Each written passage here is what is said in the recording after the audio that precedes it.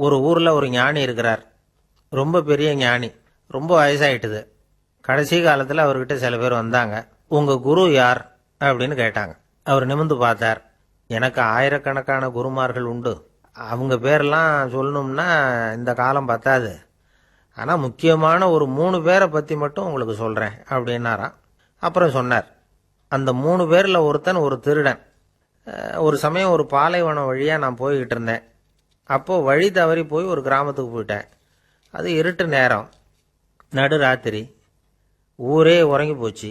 அந்த நேரத்தில் ஒரு ஆள் மட்டும் ஒரு வீட்டு சுவத்தில் ஏதோ பண்ணி உள்ளே நுழையிறதுக்கு முயற்சி பண்ணிகிட்டு இருக்கிறான். அவங்கிட்ட போய் நான் இன்னைக்கு இங்கே எங்கே தங்க முடியும் அப்படின்னு கேட்டேன்.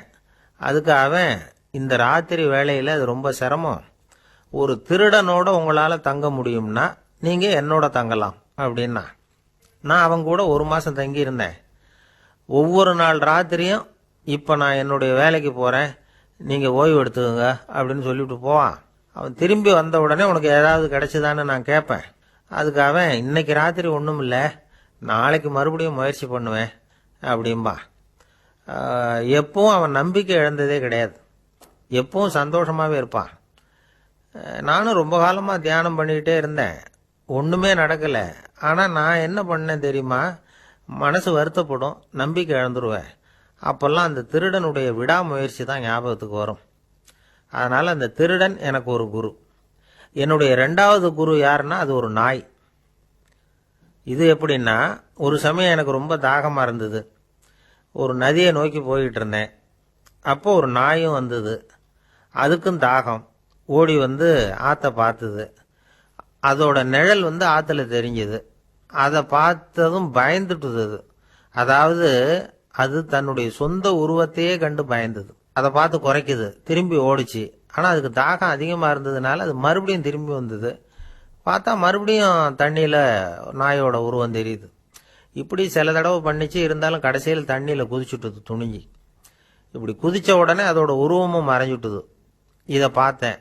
நான் என்ன புரிஞ்சுக்கிட்டேன்னா, எவ்வளவுதான் பயம் இருந்தால் கூட ஒருத்தன் தைரியமாக காரியத்தில் இறங்கணும் அப்படிங்கிறத புரிஞ்சுக்கிட்டேன். இந்த போதனை அந்த நாய்கிட்ட இருந்து எனக்கு கிடைச்சிது. இது ஒன்று.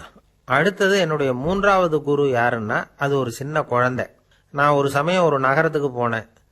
அங்கே ஒரு குழந்தை எரிகிற மெழுகுவத்தி ஒன்று எடுத்துக்கிட்டு வந்தது. நான் அந்த குழந்தைய பார்த்து வேடிக்கையாக கேட்டேன், ஏன் பாப்பா, இந்த மெழுகுவத்தியை நீயாவே கொளுத்துனியா அப்படின்னு கேட்டேன். ஆமான்னுது அந்த குழந்தை. சரி, இந்த மெழுகுவத்தி முன்னாடி எரியாமல் இருந்தது, இப்போ எரியுது.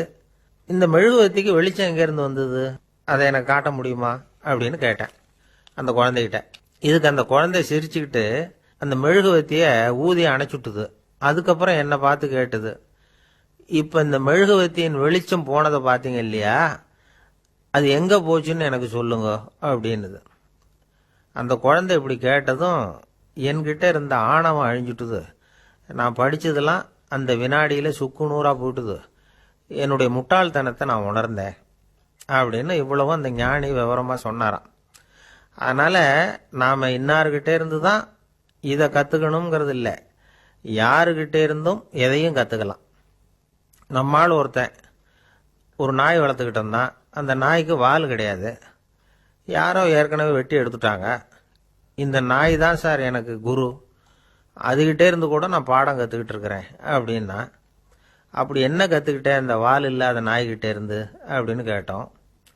நாம் யாருக்கிட்டையும் வாலாட்டக்கூடாது அப்படிங்கிற பாடத்தை அதுகிட்டே இருந்து தான் நான் கற்றுக்கிட்டேன் அப்படின்னா.